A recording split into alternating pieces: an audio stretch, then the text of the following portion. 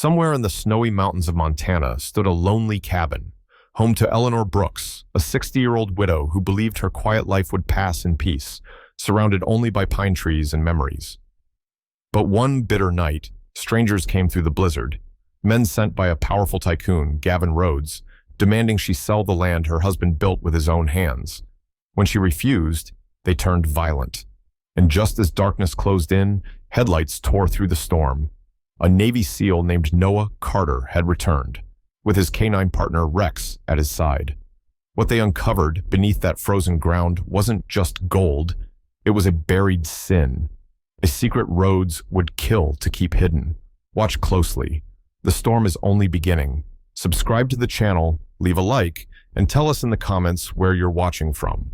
The wind howled through the snowy ridges of Montana, dragging long trails of white dust over the valley like ghostly fingers. Beneath that restless storm stood a cabin, small, weathered, yet stubbornly alive. Its wooden walls creaked against the cold, and faint light shimmered through the frosted windows. Inside, Eleanor Brooks, known to the locals simply as Ellie, sat by the hearth with a wool blanket drawn up to her shoulders. She was 60 years old, tall yet slightly stooped, her frame wiry from decades of labor that no widow should have faced alone. Her hair, once auburn, had turned silver white, tied loosely at the nape of her neck.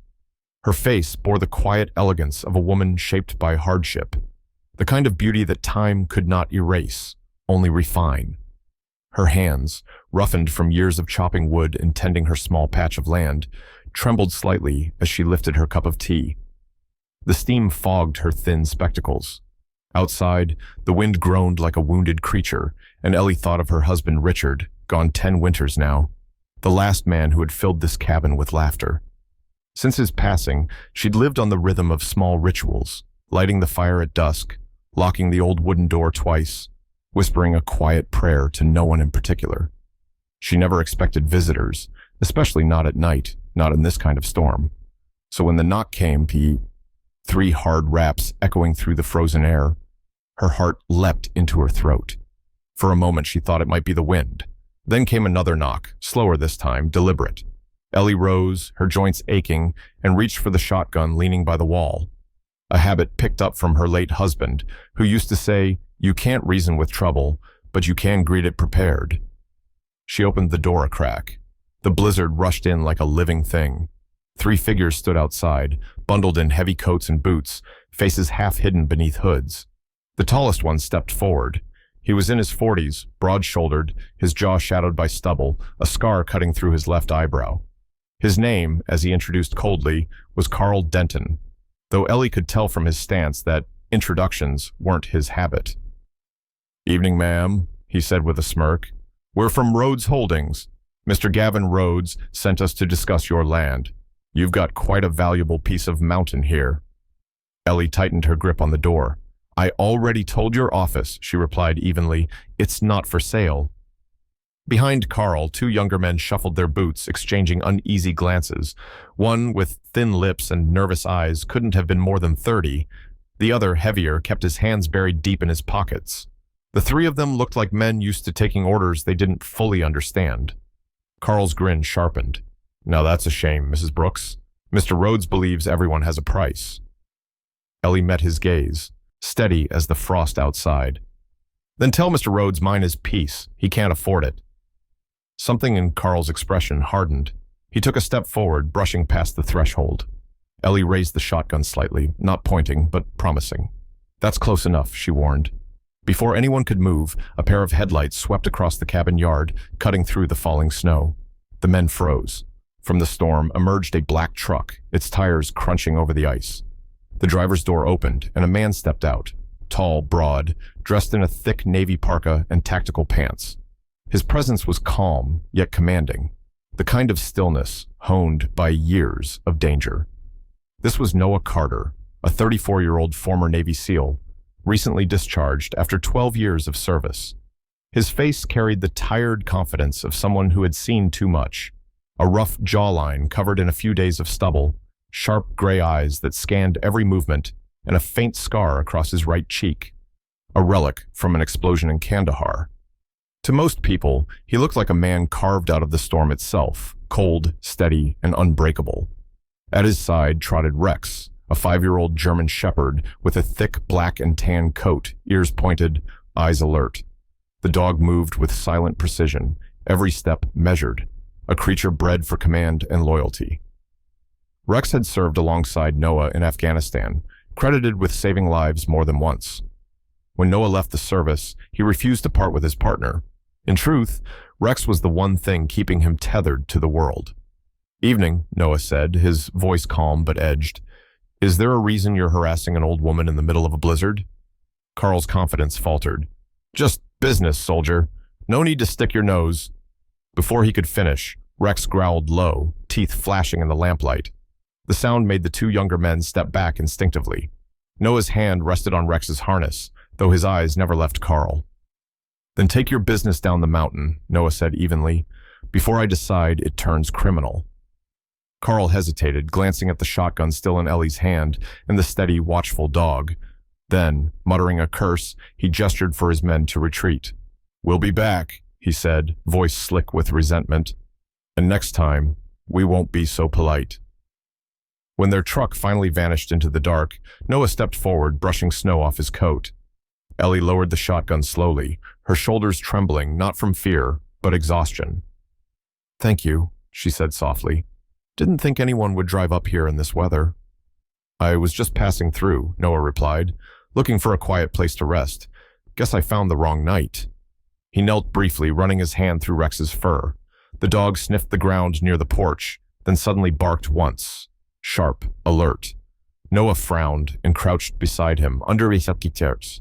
The snow, near the wooden steps, a faint glint caught the light, like metal half buried and long forgotten. Noah brushed away the frost, revealing a small corner of rusted steel, smooth-edged and oddly deliberate, as if placed there years ago. He glanced up at Ellie. "Ma'am," he said quietly, "I don't think those men wanted your land for building." Ellie's lips parted, her breath visible in the cold air. "Then what do they want?" Noah stood, his eyes narrowing as the wind picked up again, swirling snow between them. "Whatever's under it." Rex barked once more, facing the frozen ground. The storm howled louder, carrying a whisper through the trees. Something long buried, now waking. The morning broke pale and silent, the sky a soft sheet of white stretching over the frozen hills of Montana. Smoke rose thinly from Eleanor Brooks's chimney, curling against the cold air like the ghost of warmth. Eleanor, or Ellie as everyone called her, stood by the window clutching her cup of coffee. Her hands, wrinkled and calloused, trembled slightly, not from age, but from the uneasy memory of last night. The fire she had kindled hours ago had burned low, the embers glowing faintly like old secrets refusing to die. The faces of those men still haunted her. Their voices, the threat in their eyes, the way one of them had looked at the ground near her porch, as if already knowing something was buried there. For 60 years, Ellie had lived by the rules of silence and endurance. She had seen men come and go, miners, drifters, wanderers, but she had never seen greed move so coldly, like a second kind of winter. Outside, Noah Carter was already at work. He moved with quiet efficiency, the kind that came from years of disciplined training. His parka hung open despite the cold, revealing a gray thermal shirt stretched across a broad, muscled frame. His face, rugged and weather-beaten, seemed carved by the same wind that shaped the mountain ridges. A faint scar ran along his jaw, and when the light caught it, Ellie could almost see the years of service etched in that single line. A memory of an explosion he never spoke about. There was something restrained in him, something like a storm contained inside a man who had forgotten how to rest. Beside him trotted Rex, his 5-year-old German shepherd partner. The dog's thick black and tan coat shimmered under the weak daylight, his movements fluid and precise. Rex's sharp amber eyes scanned everything, the ground, the air, the tree line, as though every sound carried meaning. His ears twitched at the faintest rustle. When Noah knelt to check the ground, Rex stayed close, sniffing and pacing in tight circles.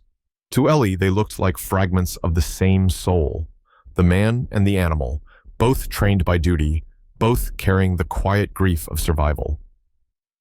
Noah ran his gloved fingers through the snow near the edge of the property. Beneath the white crust, The ground was uneven, softer than it should have been. He brushed the surface until dark soil appeared, streaked with old oil stains. "These are tracks," he murmured. "Excavator, maybe 10, 15 years ago." His tone was flat, analytical, the voice of a man who had learned to see danger in small things. Ellie stepped closer, pulling her shawl tighter. "This cabin used to belong to a miner," she said quietly. "His name was Albert Harris, lived here back in the 40s. Folks said he struck gold somewhere in these hills, but one winter, he vanished. Some said he ran with the gold. Others said he was buried with it." She gave a nervous laugh that didn't reach her eyes. "I never believed it. Just mountain gossip." Noah looked at her, his gray eyes sharp but not unkind. "Sometimes gossip starts with a truth someone tried to hide." He rose and wiped the dirt from his gloves. "Gavin Rhodes didn't send his men here for nothing. He's after something buried. And he's close." Ellie frowned, her lips tightening. "That man's father bought half this valley back in the 90s, then lost it when the feds locked him up for fraud. The Rhodes family always said they were investors, but around here we knew better. They were diggers. They just used contracts instead of shovels." Noah nodded, his mind already assembling patterns like pieces of a map. Later that afternoon, he walked into town to use the county records office, a small brick building with yellowed windows and a perpetually humming heater. He spent hours combing through land deeds and property transfers.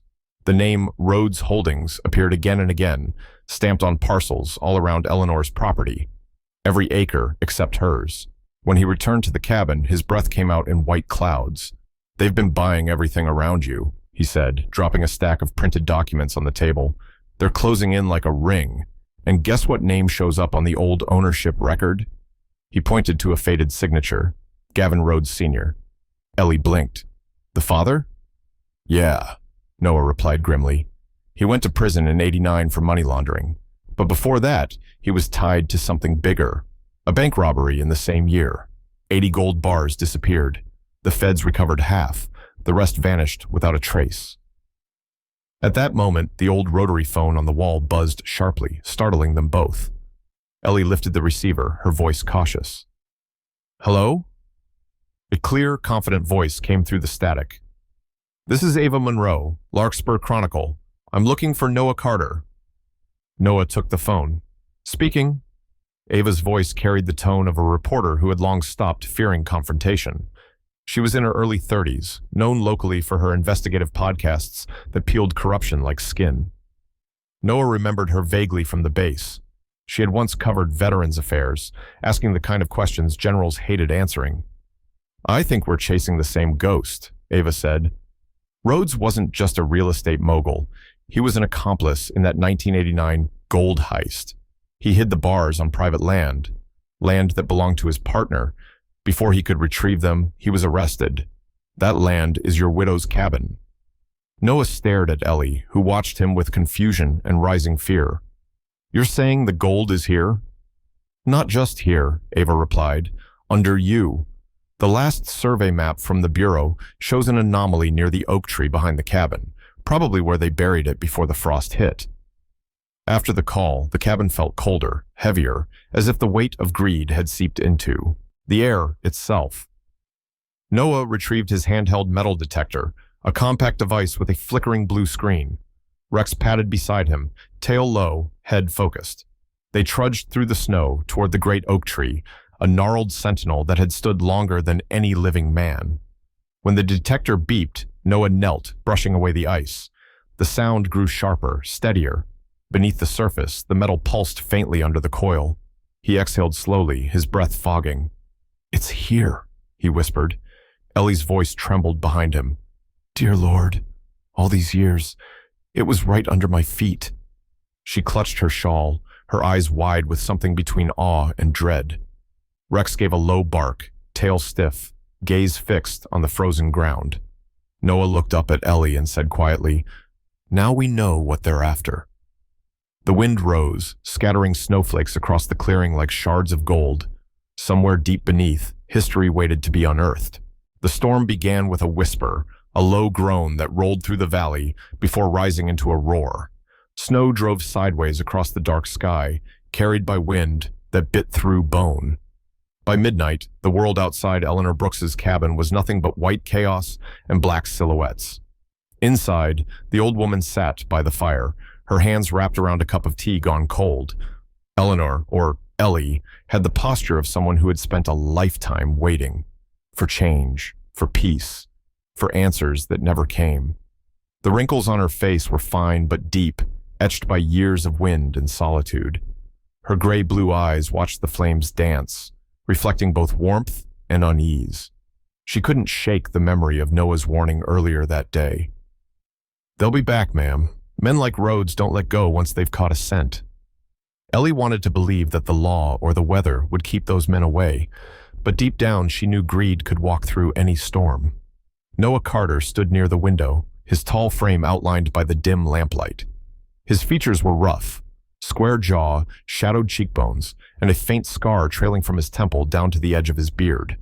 His dark hair was cut short, military neat, but his eyes told another story, gray, haunted, and always calculating. He had the air of a man who had spent too long in places where the line between life and death blurred. 12 years as a Navy SEAL had trained him to hear danger before it spoke, and tonight his instincts whispered louder than the storm. Rex, his German shepherd, paced slowly across the cabin floor. The 5-year-old K9 was a muscular, broad-chested dog with intelligent amber eyes and a coat of sable black fur that gleamed under the lantern glow. Every step he took was deliberate, ears twitching, nose sampling the air. He was more than a companion. He was a living radar, a soldier's second sense. Noah's gaze flicked toward the small barn outside, barely visible through the frost-covered window. "Something's wrong," he muttered, his voice low. The storm's howl made it hard to hear, but a faint, foreign crackle reached his ears. Not thunder, not wind. Fire. He grabbed his coat and pushed open the door, shouting over his shoulder, "Stay inside, Ellie." The wind slammed into him like a wall. Flames licked the sides of the barn, orange tongues devouring the dry timber. The smell of burning hay and kerosene hit him all at once. "Damn it," he hissed. He sprinted through the snow, Rex right beside him, barking furiously. Sparks whipped across the white drifts like angry stars. Ellie followed despite his warning, clutching her shawl tight, her hair streaming wild in the wind. "Noah, my horses!" she cried, panic cracking her voice. He grabbed a shovel leaning against the barn and smashed open the half-burnt door. The heat hit them in a wave. Smoke stung their eyes as Noah unlatched the stalls, guiding the frightened animals out into the bow. Storm. Rex darted ahead, barking at a shadow moving near the tree line. Noah turned, squinting through the swirling snow. "Ellie, get back inside," he shouted. She hesitated only long enough to see the blaze swallow the barn's roof before retreating toward the cabin. Noah drew his sidearm and followed Rex's lead into the darkness. The forest was alive with sound, the hiss of wind, the groan of branches, the distant crack of something heavy stepping through snow. Noah crouched low, his breath steady, his training kicking in. "Find him," he whispered. Rex's nose dropped to the ground, and within seconds, he bolted left, vanishing between the trees. Noah followed, boots crunching against ice. They broke into a clearing where a man stumbled through the snow, clutching his arm. He was in his mid-30s, heavy-set, with a scruffy beard, and a face marked by cold and guilt. His name was Travis Pike, one of Rhodes's hired men.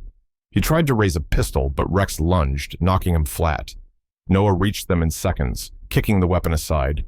"Don't move," Noah said, pressing a knee into the man's chest. Travis glared up, his breath fogging the air. "You don't know who you're messing with," he spat. "I think I do," Noah replied evenly. "Rhodes sent you. Why burn the barn?" Travis hesitated, then winced as Rex growled near his ear. "He wanted her out of the house," he said through clenched teeth. "He's digging tomorrow, before the thaw. Said the gold's under the old oak." Noah's eyes narrowed. "Gold?" Travis nodded, defeated. "The bars, the ones from the '89 job. He buried them here when he was on the run. Said if he gets them out before spring, he can wash it clean, turn it into legitimate money through the resort project." The wind whipped harder, carrying flakes that burned like ash against Noah's face. "When?" he demanded. "Tomorrow," Travis gasped. 10 a.m. He's calling it a groundbreaking ceremony for the new Glacier Crown Resort. Bulldozers, reporters, the whole show. He'll dig up the treasure while the cameras roll. Noah pulled a phone from Travis's jacket pocket, ignoring his protests. The device was slick with cold. He unlocked it with a gloved thumb and scrolled through messages until he found what he was looking for, an attached map marked with coordinates. The spot lay directly beneath the cabin. He stared at it for a long moment, the fire from the barn flickering behind him, reflecting in his eyes like warlight. If he gets this gold, Noah murmured, he'll buy back his past and sell it as redemption. He looked down at Travis, voice low and sharp. But not if I get there first. Rex barked once, as if agreeing, snow clinging to his muzzle. Behind them, the flames began to die under the snow, leaving behind only smoke and silence. Noah holstered his weapon and motioned for Rex to follow. Tie him up, he said to himself, dragging Travis toward the cabin. We've got proof now. The storm began to ease, the wind softening into a weary sigh. Ellie stood by the door when they returned, her face pale, eyes wide. Is it over? She asked. Noah shook his head. No, he said quietly. It's just beginning. Rex turned toward the oak tree behind the cabin, ears pricked, tail stiff. The dog's breath steamed in the moonlight. Beneath that ancient tree, hidden under layers of ice and greed, something waited. Something that would make or break them all. Snow had not yet stopped falling over the city of Bozeman when the grand ballroom of the Gallatin Plaza Hotel came alive with light and deception. Chandeliers sparkled like captive stars, and beneath their golden glow stood banners that read, White Gold Resort, the future of sustainable luxury. Waiters in black vests moved like ghosts among the crowd, their trays heavy with champagne flutes. Outside, winter pressed against the tall glass windows, muffling the world in white silence. But inside was all noise, applause, laughter, and the kind of polished arrogance that money always brought. At the edge of that stage stood Gavin Rhodes, dressed in a charcoal suit that fit him too perfectly, the way guilt sometimes hides behind charm. He was in his late 50s, tall and broad, his once dark hair silvered at the temples. His face carried the handsome, sharp lines of a man who had always gotten what he wanted, until now. His gray eyes scanned the room like a predator surveying his cage. Even as he smiled for the cameras, there was a stiffness in his jaw, a man aware that ghosts might be watching. Backstage, Ava Monroe crouched beside a tangle of cables and equipment cases. The reporter's auburn hair was tucked into a black beanie, her leather jacket flecked with melting snow. She was 32, compact and lithe, the kind of woman whose presence felt like electricity, quiet until it wasn't. Her hazel eyes flicked across her laptop screen, watching the signal bars climb. Her pulse matched the hum of the hidden transmitter she'd placed beneath the podium. Years of chasing politicians and corporate fraudsters had taught her two things: lies always look clean, and truth is always messy. Beside her, Noah Carter leaned against a curtain, his tall frame barely blending into the shadows. He wore a dark wool coat, its shoulders squared by the strength of a man who had known war. His hair was shorter now, trimmed with military precision, but his beard had grown in ruff around his jaw, a mark of restless nights and fading patience. Beneath his calm, there was something wound tight, something that had not yet decided whether it was duty or anger driving him forward. At his feet lay Rex, the 5-year-old German shepherd whose sharp amber eyes flicked constantly between Noah and the door to the ballroom. Rex's ears twitched at every sound, clinking glass, shifting footsteps, the faint static of microphones. His tail was still, his body tense. The dog's instincts were pure focus, but there was something almost human in the way he glanced up at Noah, waiting for a signal that only the two of them could read. Ava's fingers flew over the keyboard. "Feed's ready," she whispered. "As soon as he starts talking, I'll patch the clip through the hotel's system. You've got the data on you?" Noah nodded, pulling a slim USB drive from his coat. Everything from Travis's phone: maps, GPS routes, voice memos, timestamps. Enough to bury Rhodes twice. His voice was low, the kind that didn't need to rise to be heard. On stage, Gavin raised a glass.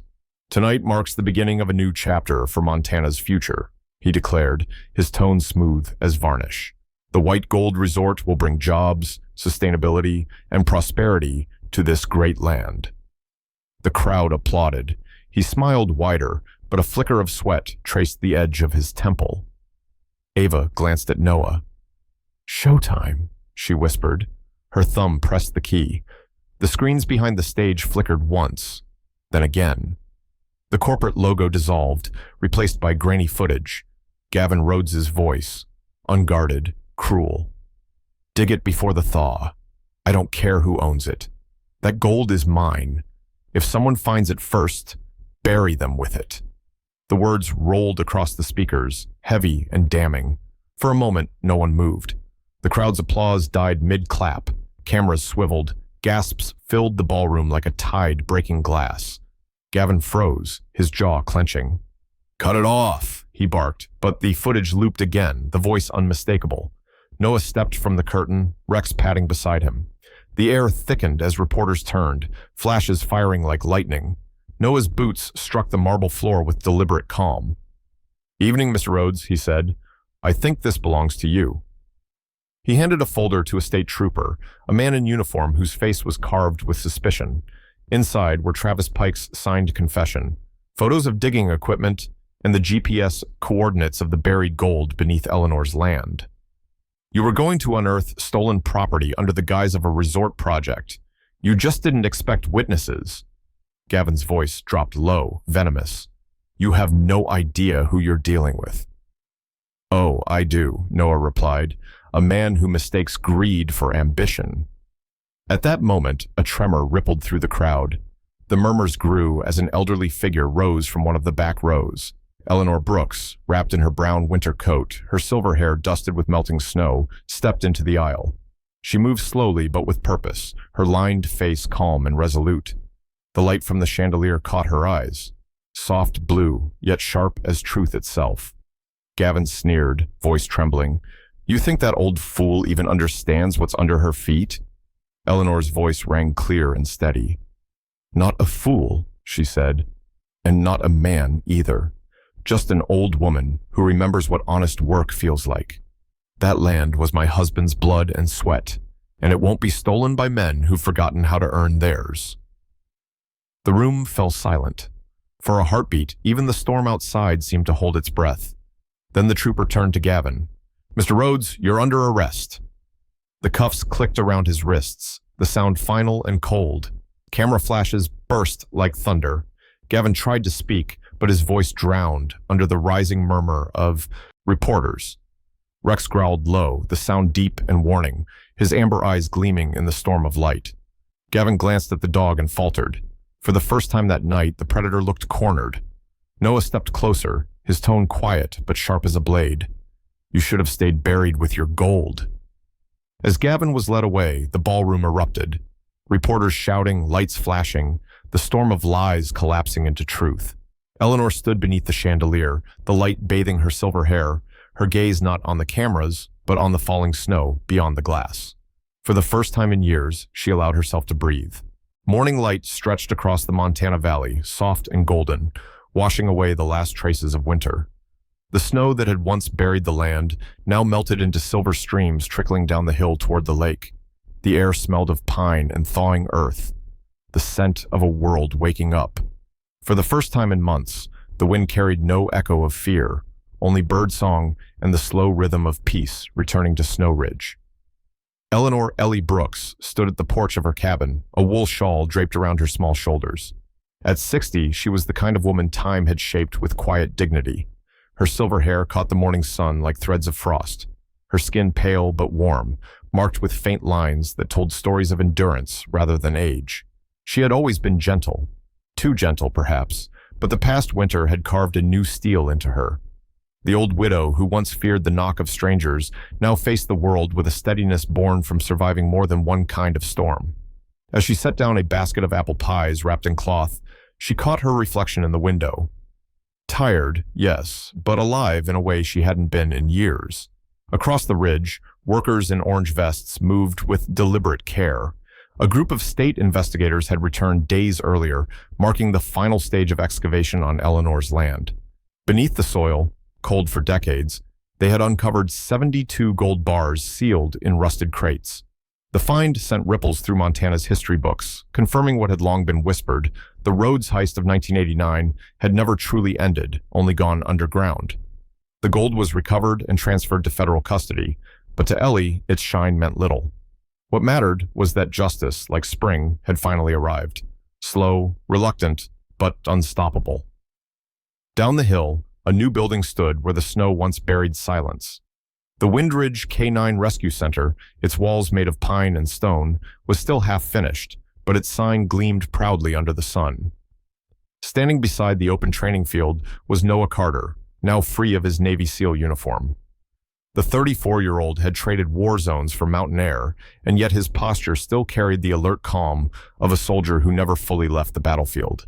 His frame was tall and lean, his hair shorter now, the color of wet oak.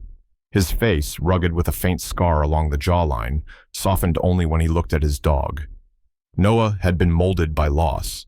Friends gone, missions failed, a childhood marked by silence after his father left. But in this new place, he seemed to have finally found something that resembled healing. Beside him ran Rex, the 5-year-old German shepherd whose coat shimmered with shades of gold and black under the morning light. His gait was steady, tail high, his breath visible in soft white clouds. He had seen battle and blood, but here, among the scent of earth and bark, he rediscovered play, chasing, tossed, ropes, barking at the sound of the wind, splashing through shallow puddles like a pup reborn. For Noah, Rex wasn't just a partner. He was proof that even after chaos, loyalty could rebuild something whole. Leaning against a wooden fence nearby was Ava Monroe, her auburn hair tied in a messy knot, a camera slung across her shoulder. She wore a beige coat and brown gloves, her notebook tucked under one arm. She had published the series The Gold Beneath Faith only a month ago, a documentary detailing the hidden gold, the corruption of Gavin Rhodes, and the courage of an old widow who refused to sell her soul. The story had gone national, earning Ava recognition she had long chased. But when asked about it, she only smiled and said, "Some stories write themselves, others redeem us." As Ellie approached with her basket, Ava turned first, waving. "If that's what I think it is, then the whole team just got bribed," she said, grinning. Ellie chuckled softly. "Apple pie never hurt anyone's soul, darling. Maybe it's God's way of saying he forgives our appetite." Noah wiped his hands on his jeans, the corner of his mouth lifting. "You brought that same pie the night everything ended." "The night everything began," Ellie corrected, her eyes bright with quiet humor. "Funny, isn't it? God buried gold under my feet for 30 years, not to make me rich, but to see if I'd still know what matters." Her words hung in the crisp air, settling between them like truth wrapped in sunlight. For a moment, Noah looked past her, toward the hill where the police dig had left open scars in the ground. "Maybe he just needed to remind us some things are worth guarding," he said. Ava raised her camera and snapped a photo. The three of them framed by the glimmer of the thawing lake, Rex in the foreground looking straight into the lens, his ears perked. "That one's for the final page of the series," she said. "The ending that feels like a beginning." The sound of distant laughter carried from the trainees on the field, 2 young officers struggling to control their dogs, calling out commands. Noah watched them, pride flickering across his face. "They'll get there," he said. "Every good partnership starts with a little chaos." Rex barked once, as if agreeing, his tail sweeping the dirt. Ellie's laughter followed, warm and musical, filling the valley like sunlight through snow. Later, as the sun climbed higher, the three of them walked up the ridge together. Below them, the valley shimmered, the lake like glass, the air still edged with frost. Ellie paused halfway, turning to face the 2 younger souls beside her. "You know," she said softly, "there are treasures in this world that no shovel can reach." Noah smiled faintly. "And what kind are those?" "The ones we keep right here," she said, pressing a hand to her chest. "The ones that stay pure when the world forgets how." Rex sat beside her, tail brushing the grass, eyes fixed on the horizon. A faint breeze carried the smell of thawing pine and distant water. The dog lifted his head and barked once, not sharply, but joyfully, the sound echoing down the valley like a bell announcing spring's arrival. For a long moment, none of them spoke. They simply stood together, the widow, the soldier, and the shepherd, framed against the melting snow and the golden dawn. The storm had passed, and what was buried was finally free. Sometimes, God hides his miracles beneath ordinary soil, in the quiet lives of people who choose love over greed and courage over fear. The gold beneath Eleanor's land was never the true treasure. It was the faith that survived every storm, the kindness that still shone even when the world turned cold. And maybe that's how God works, not through thunder or fire, but through small acts of honesty, mercy, and hope that ripple farther than we ever see. In our daily lives, we all stand on our own kind of frozen ground, moments of doubt, loss, or silence where we can't yet see the light beneath. But if we keep faith, if we choose to protect what's good, the thaw always comes. The same light that guided Eleanor, Noah, and Rex through their trials shines for us too, quietly, faithfully, waiting for us to notice. If this story touched your heart, share it with someone who needs a reminder that miracles still happen, not in grand gestures, but in simple, steadfast hearts. Comment below and tell us what you're praying for today. And if you believe God still works wonders in our everyday lives, write Amen in the comments, subscribe to the channel, and may the Lord bless you, protect your home, and fill your heart with peace, just as he did for those who never stopped believing.